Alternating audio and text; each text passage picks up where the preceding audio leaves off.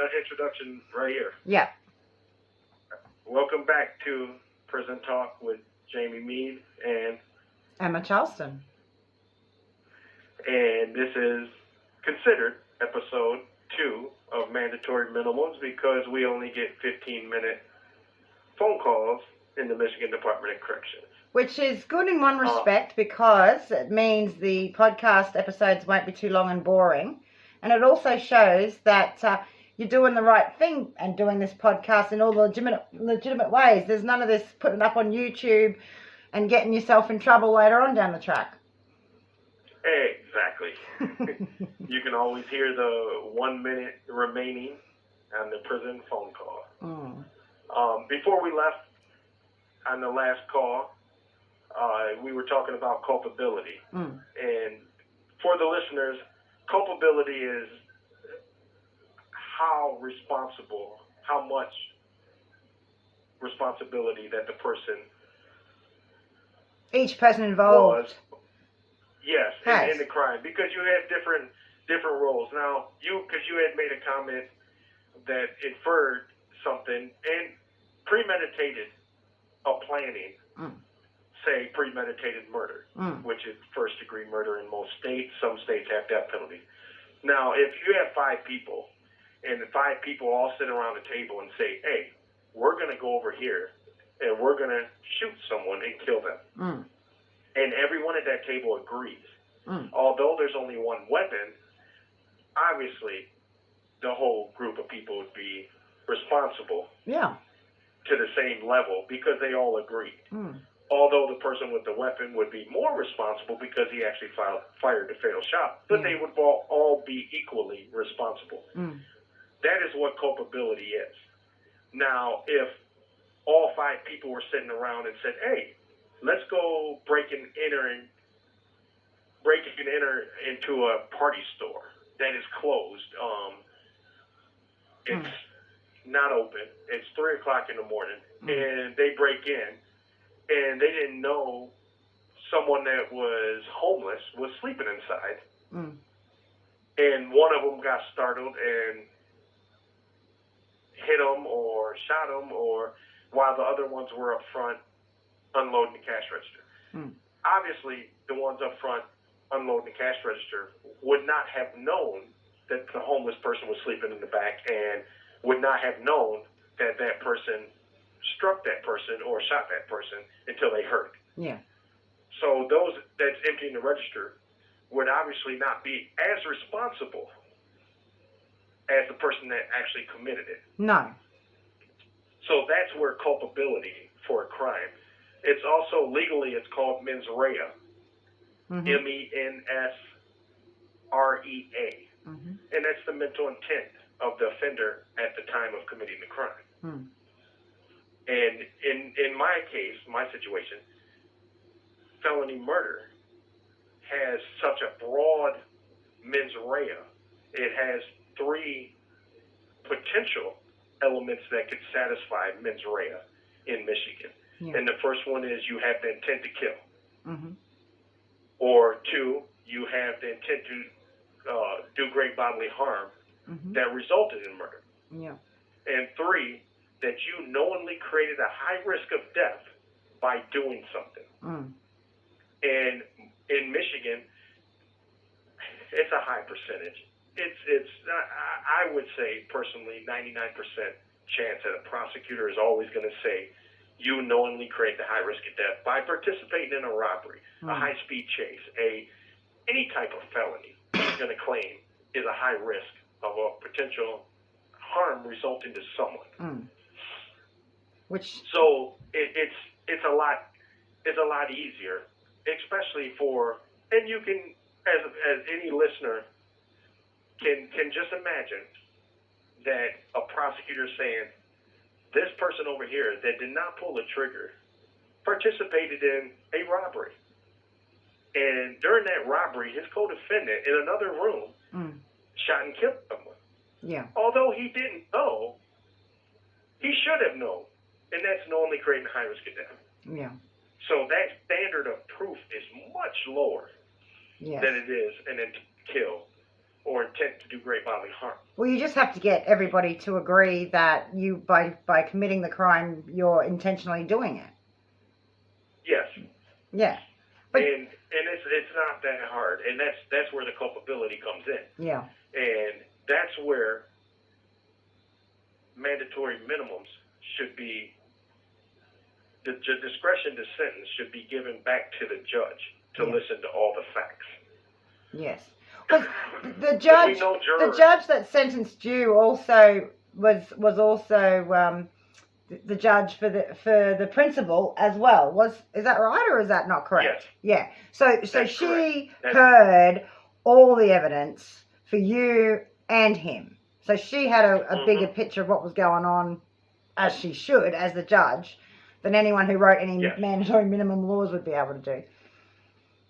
Yes. And you can't, in the United States, and specifically Michigan, jurors are made up of everyday citizens. Yeah. They may be people that never even knew of anyone who've gotten in trouble and had to go through the criminal justice system. Yeah.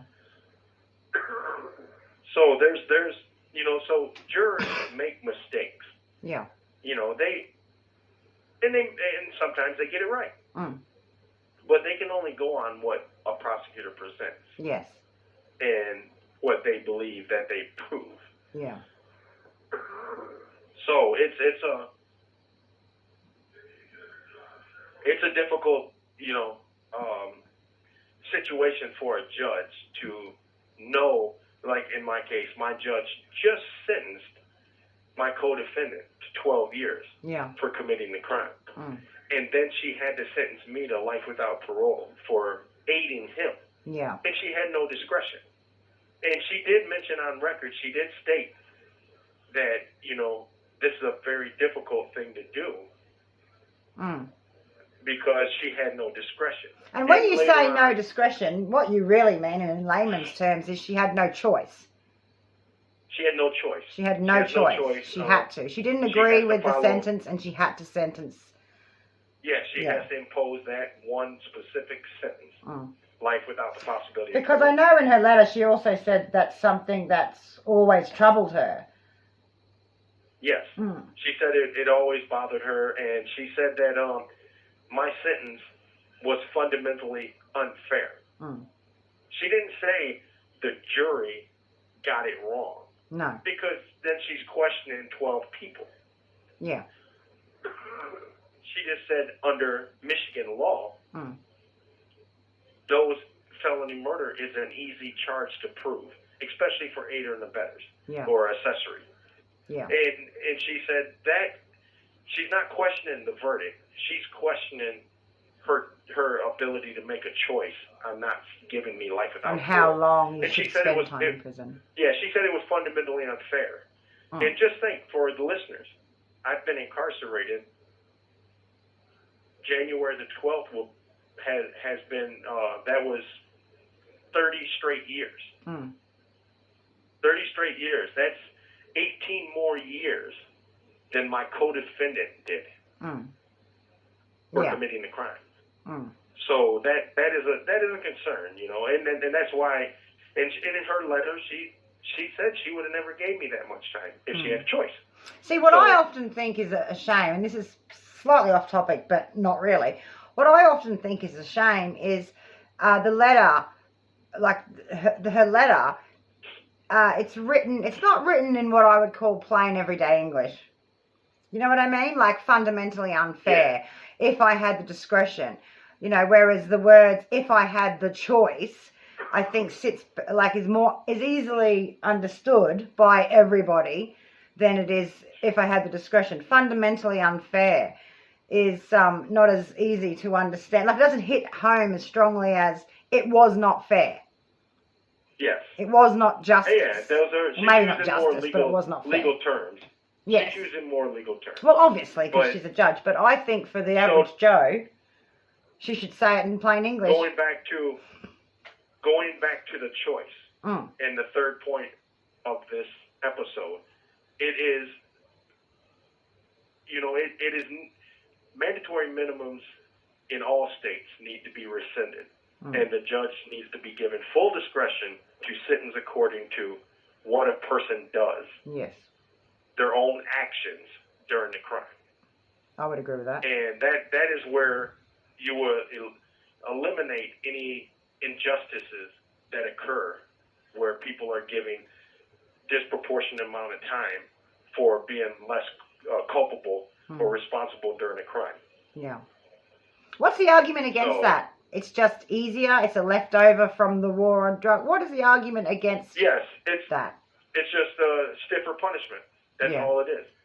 Yeah. We tough on crime. You know, they had war on drugs. They had war on poverty. They had lock them up, throw away the key.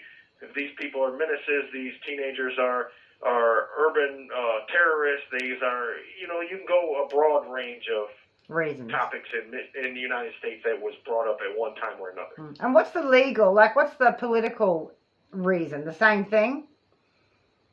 That's where it comes from. Yeah. That's exactly where it comes from. It's all political. Yeah. It's the politicians were playing on the people who vote for them, their emotional side of being victimized. And now, you know, almost every person in the United States has someone that they know or a relative that has been incarcerated. And that was my next statement. Incarceration. That was my next statement. If they're doing it to the voters, surely there's enough people that know, have been, or are related to somebody in prison now with mass incarceration in America. Surely there's a voter base there to change these things. You know, if they're sort of appealing to people's emotions, you know, why is it because Americans have a choice whether they should vote or not? Because here in Australia we don't. You have to vote or you get a fine. Yeah, here they have a choice to vote. I mean, that's where the politicians play on people's emotions. They just it's the hot topic of the day. Yes. But it's coming to close to being another 15 minutes, and we do want to keep these segments short. So in sum, we need to eliminate mandatory minimums, giving back to the judge full discretion to sentence an individual according to the level of guilt. You know, the time that his culpability deserves. What he did, he should be sentenced according to what he did, and not for what someone else did. And that would eliminate a lot of the injustices that have occurred across the United States, and specifically in Michigan. Yeah. Yes, well, that's exactly right.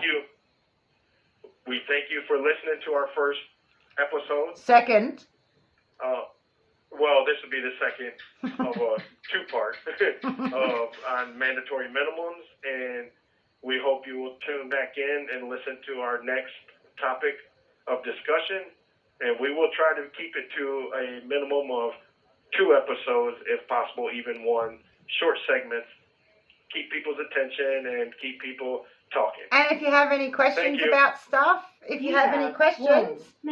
then comment, email, something like that. Because then, you know, because that's what I reckon. Send us topics to discuss. Yeah. If you'd like to participate. What do you want to hear Jamie talk about and me interrupt him through? Give us ideas and you know, join us and for a discussion. Sounds like a plan. Bye. All right. Thank you. Bye-bye.